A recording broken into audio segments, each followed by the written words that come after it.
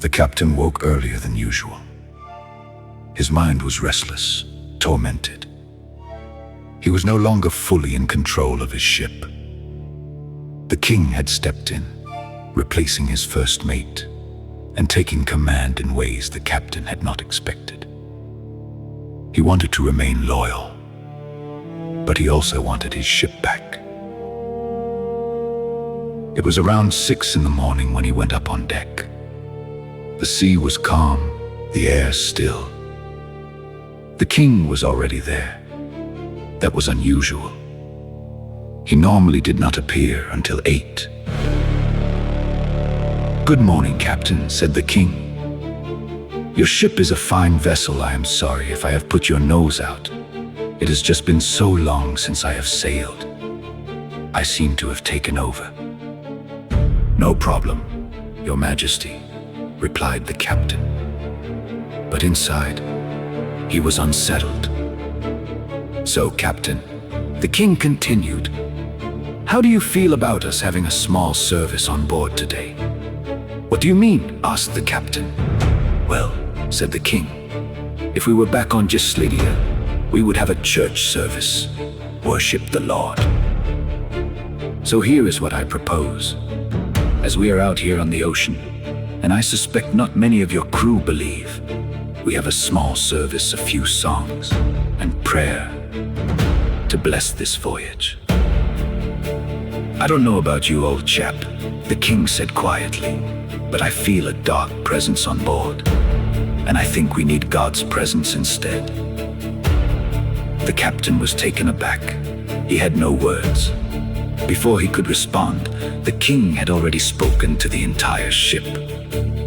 "There will be a church service on deck at 10 this morning. I expect all crew to attend." Then he stepped away to freshen up after a long night.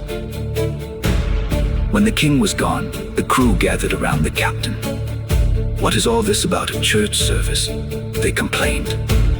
"If we wanted to worship a god, we'd become monks. Do we really have to do this, Captain?" The captain sighed. "Just play along, chaps," he said. "It is only for 2 weeks, and then we will have enough money from the king to pay your wages for the next year." The crew grumbled, but agreed. By now, the fog had lifted. The sea stretched out around them, visibility reaching 100 feet or more. At 10 o'clock, the service began.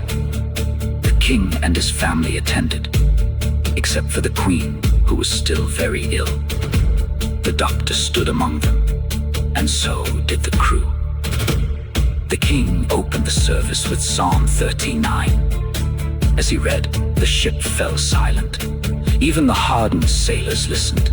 For many of them, it was the first time they had ever heard scripture, and something about it stirred them. It felt as though the words were speaking directly to them. Then the king stepped forward again. "I introduce to you Nunani," he said.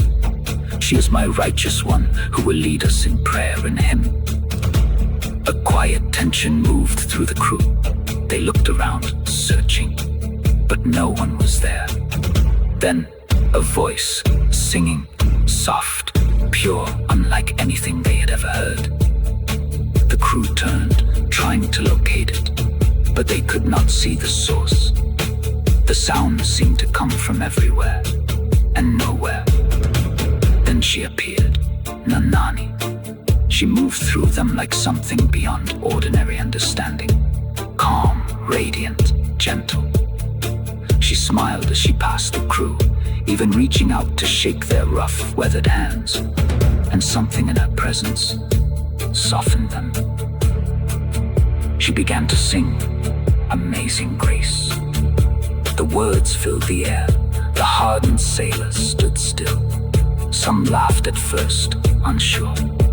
But then the song reached them, and something broke inside them. Tears came. Men who had faced storms without fear now wept at a song. When she finished singing, Nunani prayed. Her voice carried over the ship, steady, peaceful, powerful. as she prayed, the atmosphere changed. A presence filled the air, something none of them could deny, something they had never felt before. And strangely, they did not resist it. When the service ended, silence lingered. Then slowly, conversation returned. But the tone had changed, lighter, calmer, different. Nunani was gone, just as suddenly and mysteriously as she had appeared. The crew stood stunned. Some believed she was an angel. Even the captain said nothing. The king dismissed the crew back to work, he ordered. And this time, they obeyed without complaint. The ship moved on, but nothing on board would feel quite the same again.